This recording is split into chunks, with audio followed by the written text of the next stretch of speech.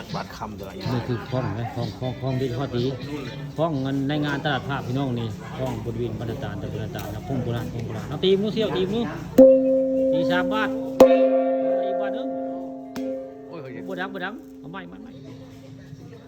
โอ้โหเออ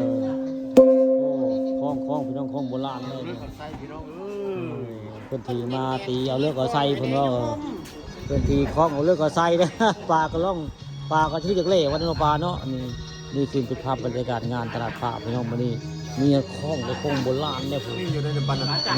โบราณก็มีได้เจ้ามาตีเอาเลือกเอาใส่เพิ่นว่านี่ในงานตลาดผ้าบ้านนาตาลตำบลนาตาลมื้อนี้มีคล้องพี่น้องคล้องโบราณเนี่ย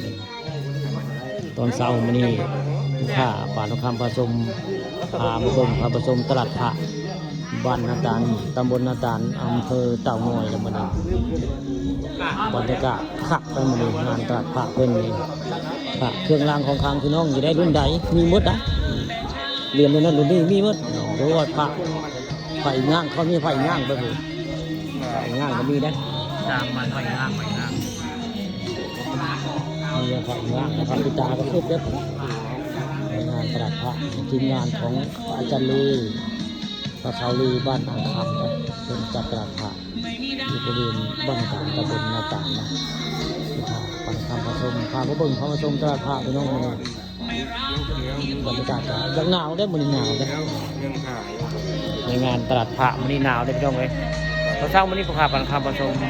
มางานตลาดผ้าบ้านนาต่างตำบลนาต่างอำเภอเต่างอยได้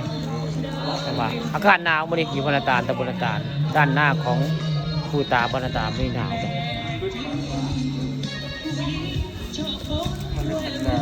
มีการ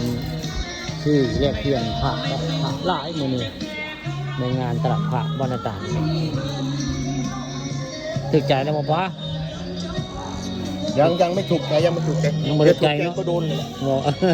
ยังไม่โดนใจเนาะ